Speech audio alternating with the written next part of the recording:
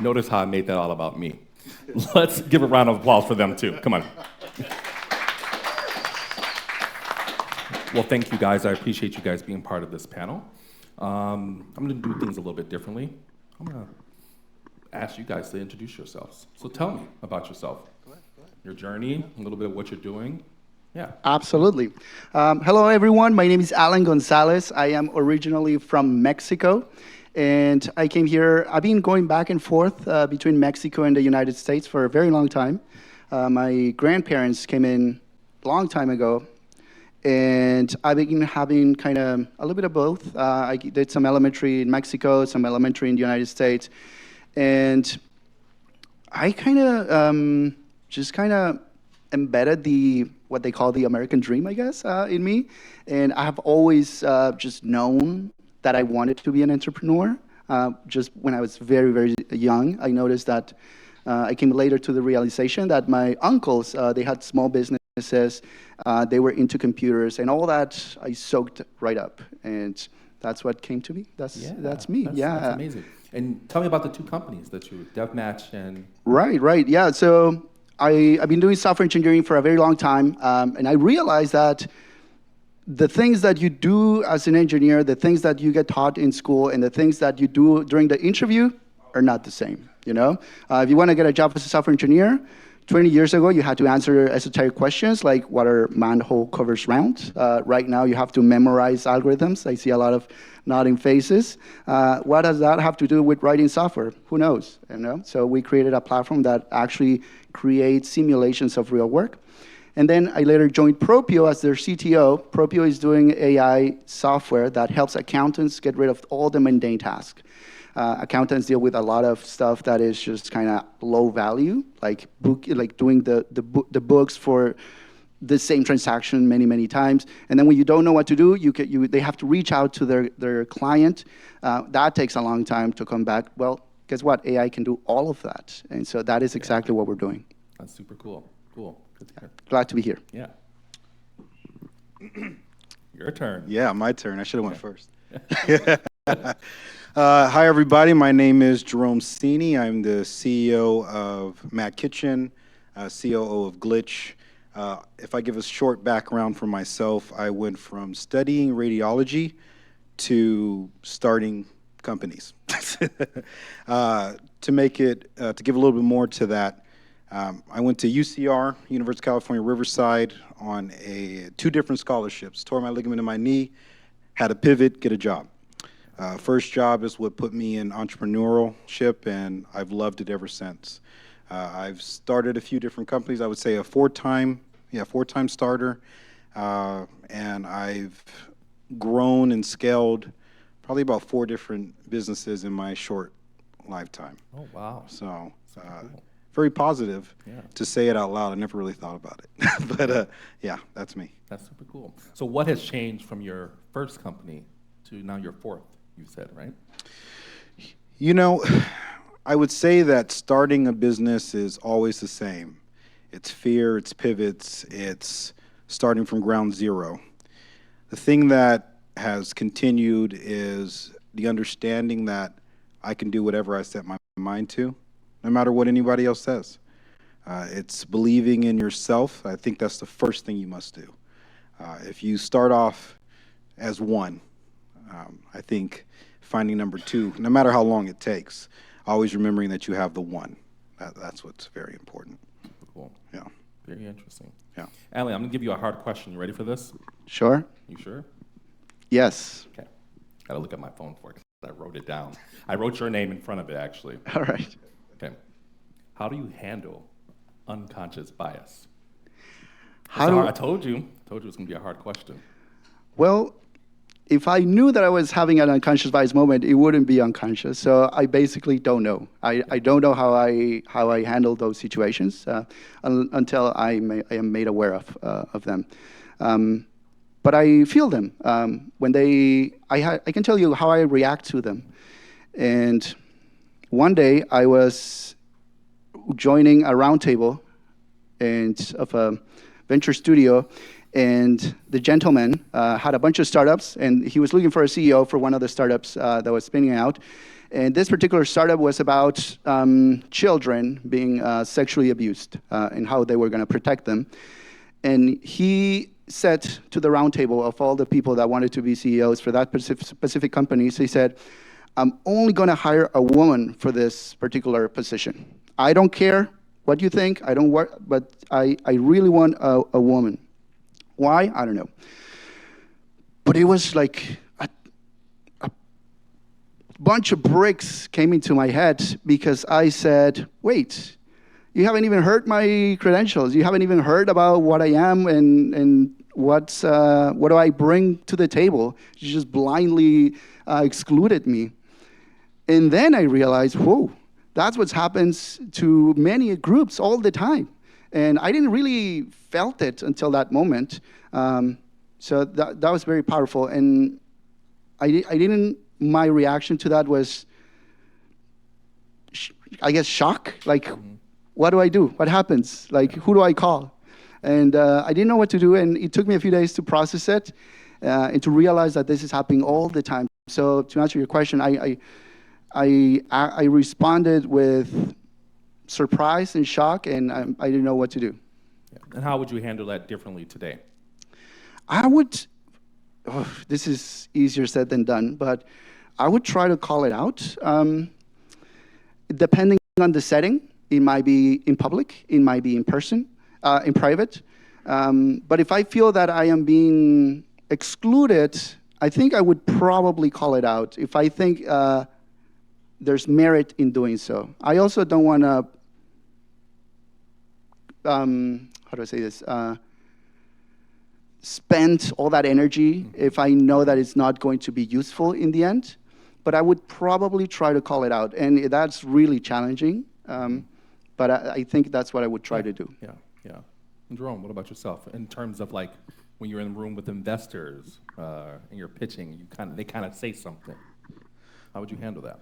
Well, for me, you could look at it multiple ways. Sometimes it could be like he was saying, because I'm looking for a woman, or maybe I'm looking for this particular age group or that age group. But it also goes with the business. As we know, there's a lot of people that only invest in particular fields. I only invest in software. I only invest in X, Y, and Z. And for me, number one, I prefer to do it privately. Because I other than this, I prefer to have those private conversations. But sometimes it's just acceptance, thinking about the ROI, the rate of return. What am I going to get from having this conversation? And sometimes it's not having the conversation with them that day, but proving your success separately. Being able to create the model that accepts everyone. Because having that conversation with that person doesn't mean you're going to change their mind. But you can build a system that allows him to see the victories if his mind was changed. Yeah, I love that answer. Thank you for that. So what has been the biggest hurdle you had to overcome in your journey so far? There's two things. I would say the hardest, just like any founder, it's finding money. And with all the different ventures I've started, there's a different investor for them all. So I could have put in the 10,000 hours to understand esports, but now I'm looking for restaurants, or now I'm looking for software, or now I'm looking for this venture. So I think number one, it's just understanding that each particular business is different no matter who you are. Though an investor is going to invest in you and your team, it's also building out that business and being able to speak it as clearly as possible to go find that investor, and then trying to network correctly to find those investors. On the other side, it's fear. It's always hitting that wall of fear, and the fear that you've created for yourself. We are our biggest, advocate. We're our biggest devil. We fight ourselves more than anything. But once we hit a wall, we don't realize that we're the one that created it. Yeah. And we're the only ones that can get past it. Whether it's opening it up to other people to connect with you, it's still you hitting that wall. And I would feel that no matter, I hit the wall every day. I'm hitting the wall now. I hit the wall earlier today. I'm sure I'm going to hit it again tomorrow. And no matter how many times I do this over and over again, it's always a wall. There's always that fear, the unknown. Yeah. Yeah, Alan, for you, like, how do you handle like imposter syndrome or the fears that come daily or monthly or in any part of your journey as an entrepreneur? Yeah. But I want to just slightly answer that question as well, because I don't like it. I know I want to get it out there. I'm not gonna stop you. My Don't worry. worst bumps in the road have been disappointment, of knowing that you've been in this field for so long. You've seen this problem. You identified a solution. You work really hard. You know this is going to happen. You know that you have the tools. You know you have the stamina. You know you have everything in your mind, and yet you do not succeed in getting what you want, which in many cases is funding so that you can continue doing what you love. So that struggle of like, what is wrong? What am I doing incorrectly that is preventing me? Because it's not the industry, it's not the problem, it's not the solution, it's not the product. What am I doing wrong? And how am I telling this story so wrong that I am unable to do fundraising? And so maybe in some cases it is my poor storytelling. Maybe in some cases I am being excluded for some reason.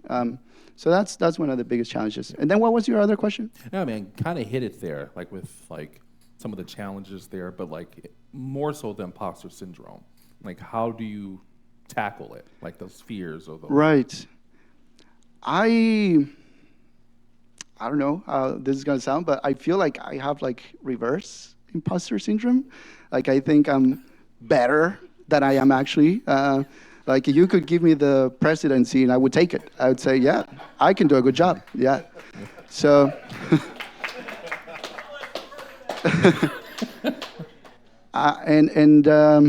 Sometimes that, I mean, of course, if you do too much of something, it becomes a burden. And I think that is one of my challenges. So how I deal with that is that I try to slow down as much as possible and write down the things that I know to be true and that I'm not as good as I think I am in the things that I know, and the things that I don't know are not as hard as they seem. So that is something that I'm really trying to internalize. Yeah. Okay, question for you around this. In regards to like pivots, because we've talked about this, that we were part of a panel a couple months ago. What was the biggest pivot you've had in any of one of your companies that you've launched? I would say my biggest pivot was last year when I stepped away as the CEO of Glitch, taking a step down while the company is scaling up. You know, we had just locked in a partner that's going to be building multiple venues for us. That's going to front the capital and even put money into the parent company. My salary at the time was going to double, and I could have just coasted in a sense. I mean, I wasn't goal, but I could have. Yeah. And for me, I finally realized what it was that I felt that I actually wanted to create. Every business that I had done before was more of research development, the algorithm, just knowing that this needed to change.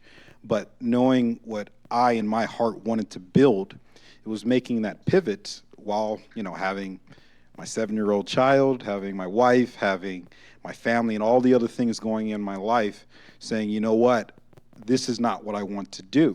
As much as I love what I've created, it's not how I want to retire. I believe Earl said earlier, you know, where do you want to be when you're 80? You know, 80 to 100. I definitely don't want to be here past that, but we can stay about 81. I'll go to there.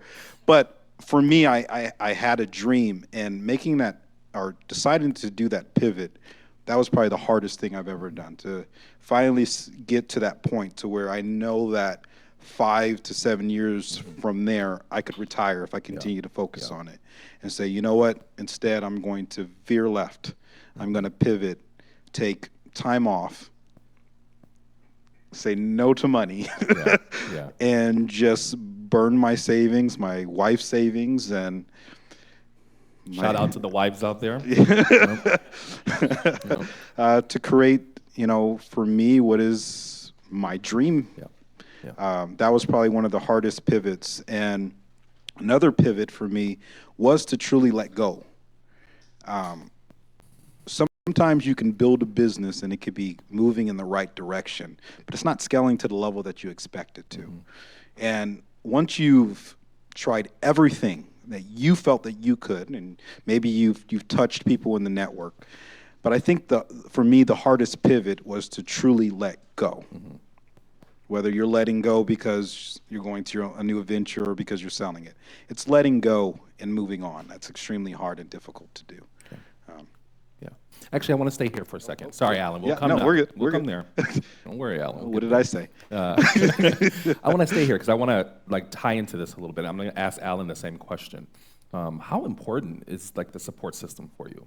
Like family, friends, when it comes to coming to him with the idea hey, I'm about to jump ship. It is not as important as it used to be. Tell me more. So, the first time I decided, hey, I don't want to do this. I want to do a venture. So when I left Chuck E. Cheese, that was the job I started when I tore my ligament, and there wasn't true scalability. And so I went and joined a small company. They had 20 locations. I was new to everything I was going to be doing, but I had enough background to have the opportunity. I went to my family. This is what I want to do. This is where they're starting me out. This is the dream. This is the goal. I did that numerous times, not just this concept, but other businesses, other decisions, and I realized that no one is me.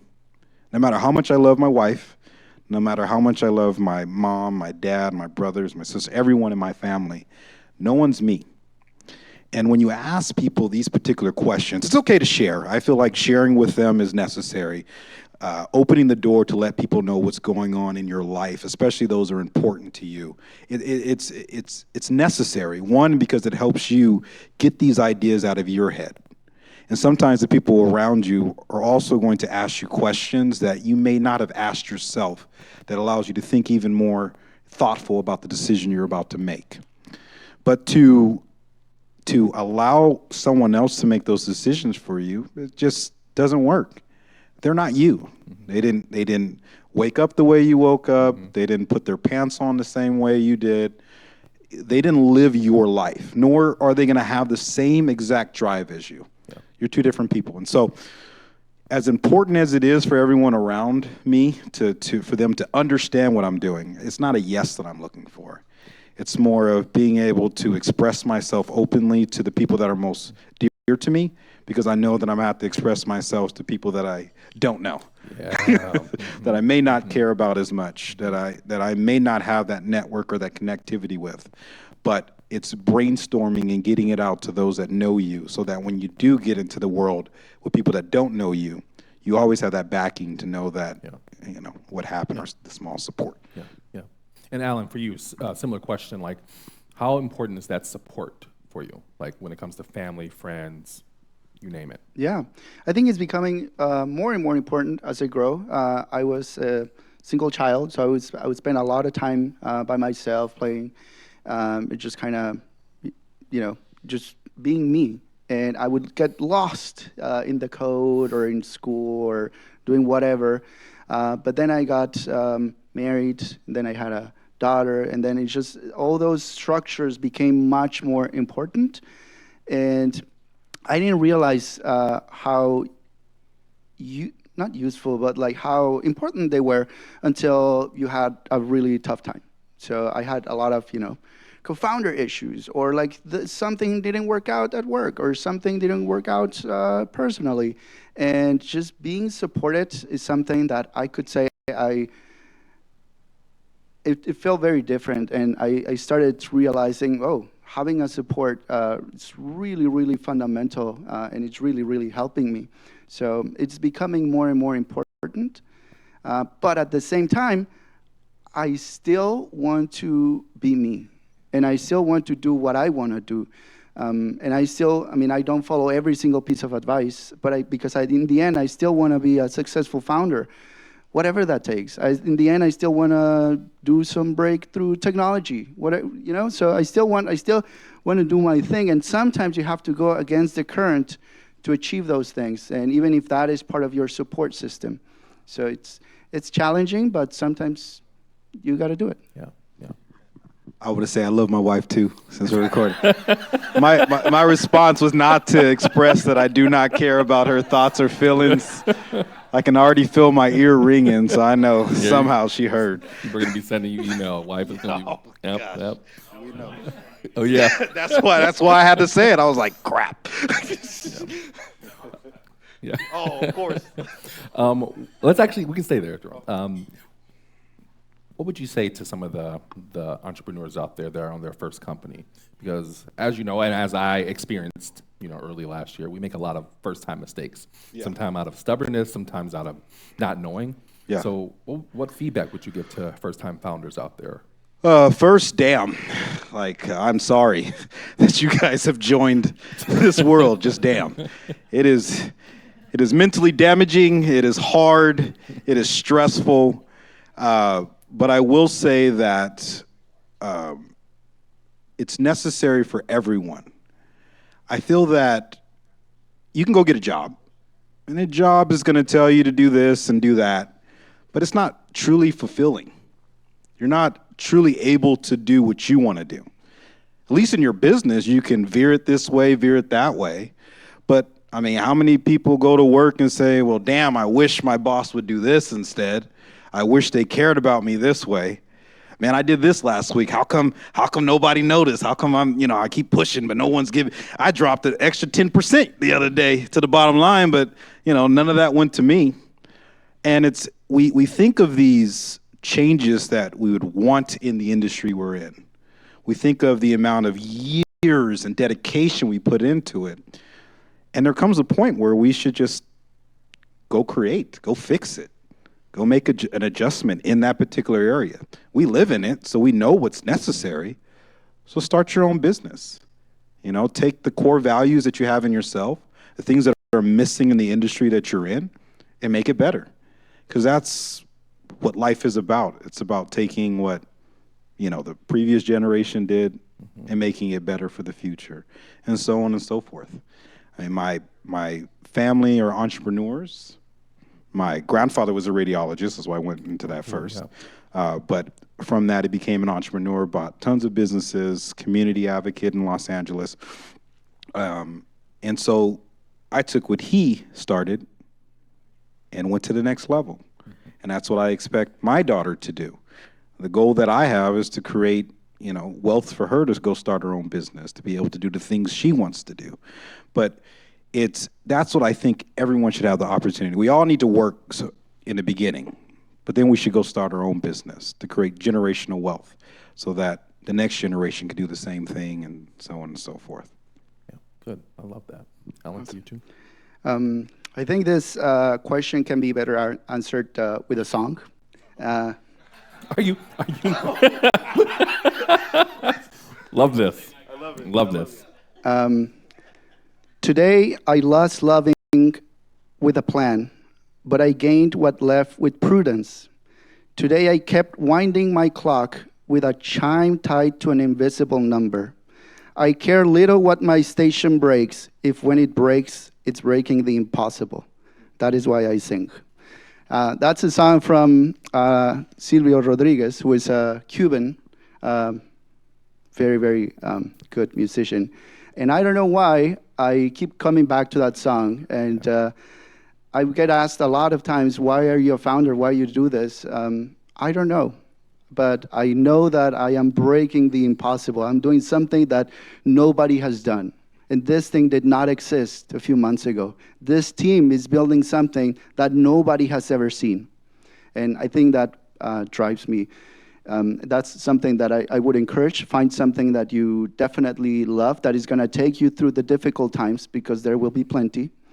And the other thing that I would say is, as an engineer, I would tend to build, because I could. But instead, who's the customer? What do they want? Why would they buy this? Like, have you talked to them? Have you interviewed them? Have you talked to 2, 3, 100? 200? No. So go out there, learn how to do customer discovery, and do it as much as you can until you can speak on behalf of the other thing that I'll say, something I was just talking to Dana, is get a co-founder. Most of my successful ventures, when I've gotten the furthest, is when I had a co-founder. And so that I would also suggest. Yeah, let's talk about that a little bit, because a lot of people hear that, and I've read that online. Go get a co-founder. Yeah. But like, how? Like, and what type? Like, what kind of personality would you say? I think it's very difficult. I would say the successful co-founders, we have somehow found each other. I have not gone out and looking for like, oh, do you have this specific criteria? I just go out to a networking event, and then we meet, and then, you know what, something kind of clicked. I'm going to invite him or her for dinner. You know what, it continues to click. And then you start talking, and the conversation is deep, and it just kind of happens. When I have never found a co-founder just by like, okay, I'm looking for a co-founder, let's see where they are, like, they should look like this. And it could also be a strategy, but that has never happened to me. Entrepreneurship sounds a lot like dating. Wouldn't you say so? I would say so, yeah. Yeah, Yeah, you wouldn't go out and just go, here's everything I'm looking for, right? absolutely. Yeah, very interesting. Yeah. What about yourself? Do you have a co-founder with Matt Kitchen? So yeah, to answer that question, I agree. It's the networking. So to back up a little bit, with when I purchased GameWorks, I found that co-founder because we had the same ideas. We wanted GameWorks to have esports. Met them at an event. We were speaking the same language. They had a lot more money than I did, and that's what I really needed. And I had a lot more youthfulness than they did, and that's what they were looking for. But we have the same dream. For us, it was me being the driver and them being in the passenger seat, giving me directions. Yeah. You know, sometimes that's what you need.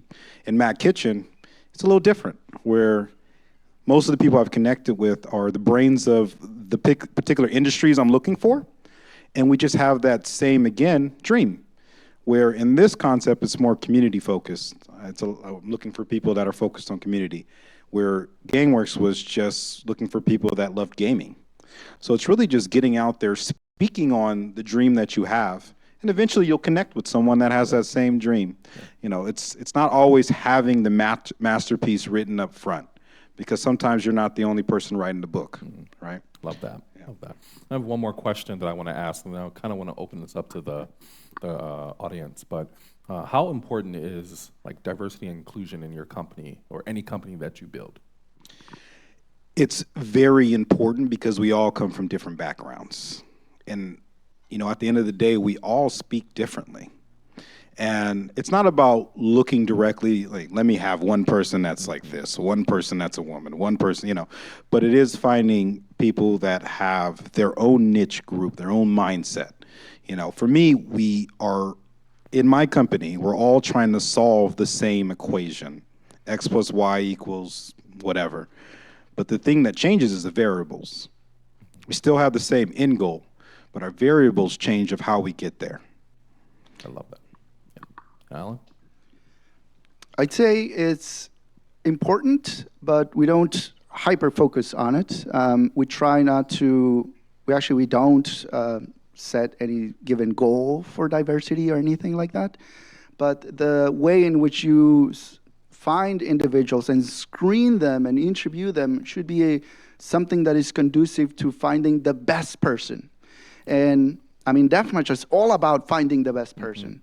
And I have found myself in one of the most diverse teams when we were hiring with tools that were conducive to finding the best person without doing anything, without really doing anything. So I'd say it is important, but we don't hyper-focus on forcing diversity into the organization. Yeah.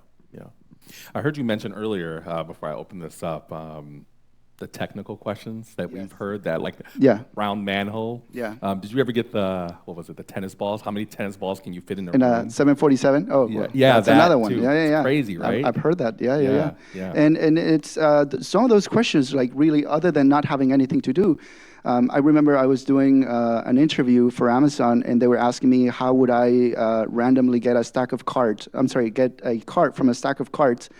And me, coming from Mexico, I just didn't know the English of the different cards. I mean, I don't know how to explain it because I don't know the words, but and I was just like, it doesn't matter if I know the algorithm. Like, if I don't know that specific cultural thing, I'm gonna fail, and I did fail. And so there's so many examples of that where you embed cultural knowledge into the interview, and you just prevent a lot of people from succeeding because they don't get that cultural reference. Yeah, it's not just cultural; it's gender-based too. Everything, yeah. Experienced it at Google.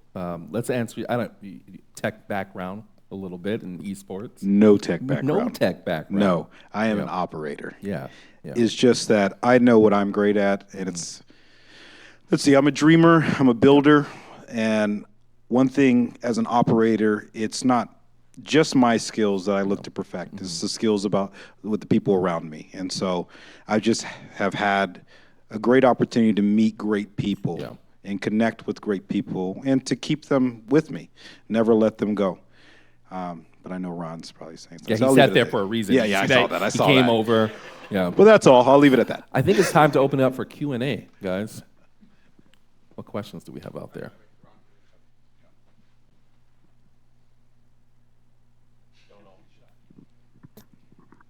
So this one's for Alan, but Jerome, thank you for being here. It's good to have two founder friends up there.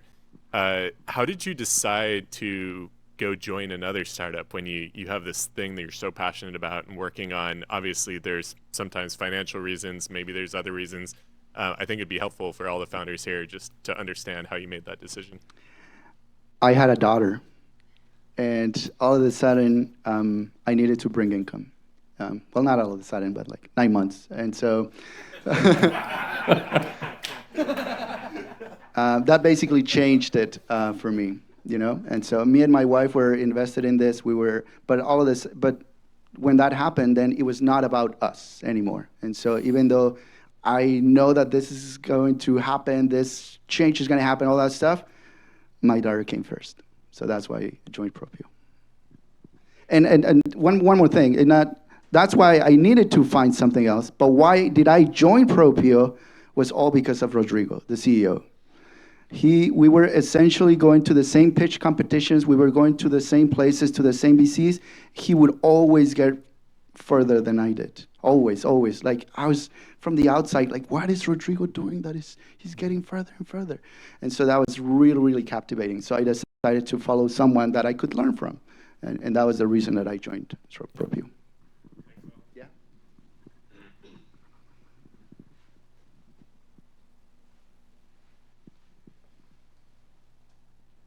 Jerome, you mentioned earlier hitting walls. I'm curious to know, what was the worst wall you've ever hit, and how did you get over it? He's a game designer, by the way. That's why he's asking. The worst wall I've ever hit. How did you get to level 10? Lord have mercy. Let's just say I respawned a lot. That's how I play games. Let's see. The worst wall I have hit. Okay. So in the transition, I'll try to explain this correctly. When I purchased GameWorks, we'll go to that one. Because this one devastated me. I had some PTSD from it for a little bit. But when we bought GameWorks, I had $300,000 in my pocket. The company cost $15 million. Didn't have that. Had to go find partners, had to do what I can. And that was kind of my first time really focused on finding investors. I was able to find my business partners. They supplied the rest of the money that was necessary, into being probably a $17.5 million investment. Once we got GameWorks, I bought 3 restaurants, 2 bars, a board game store, tournament company. Was going in a great direction. And then we decided to sell to create the next company. Sold it for $44 million. which sounds like a great deal of money. We did not walk away with that. I went to the investors. They didn't go to us. But immediately had to go get investment. That was kind of like, okay, we got this money. Let's put this into Glitch. We're going to go get investment. This is kind of our focus. This is what we're going to do. 3 months later, because we're sitting on this high horse now, we've scaled, we've sold, everybody wants to be a part of the team. We were able to pull in $3.5 million in about 3.5 months for Glitch. We were focused on building our first location. Everything was going great. This is like 2019. COVID hit. So here I am trying to build a location-based entertainment. It's going to cost $90 million. I've signed the lease on 2 different locations, and my funding disappeared. The $3.5 million we pulled in, gone. When we used it for everything that we built. December hit. No one's giving investments in December. Like, that's just not going to happen. January hit. Burn. Like, there's no money. There's no money. What am I going to do? I hit my wall. And first of all, I was building this business based on a system that changed because of COVID. Nobody's going out. And my entire life has always been location-based entertainment. So that was probably the hardest wall I've hit because there was nobody to talk to. Everyone in the industry hit the same wall, except they were further than us. You know, Dave & Buster's wasn't going to close down. GameWorks did. I mean, it was a good way. I'm glad we exited. But most concepts that were able to stay alive is because they were already standing. Where now I have a business that I put all my effort, my dream with my partners, and the wall was created. So obviously we made it past, but that was the hardest wall. How? How did we pass? Let's see. So I figured out the burn rate of what we had left of what we can pull in. I left the company and joined a different company to pull that company out of the red into the private company. They were about to go into bankruptcy, so they invested in my company to bring me over to their company. And so basically I just got a job to help keep my company afloat. Yeah. Did that for a number of years. Sold the shares that I earned from working there to keep the company afloat again. And then finally we got out of COVID. Yeah. But at the end of the day, there's multiple walls. It's just pivoting. You just have to keep pivoting. All I did was pivot. That was the hardest wall I ever hit because it was the first time that I was about to accept a loss. I've had victories since I've started this venture of my life as far as being an entrepreneur. It was the first time that I was going to be granted a loss that had nothing to do with myself, but the world. So.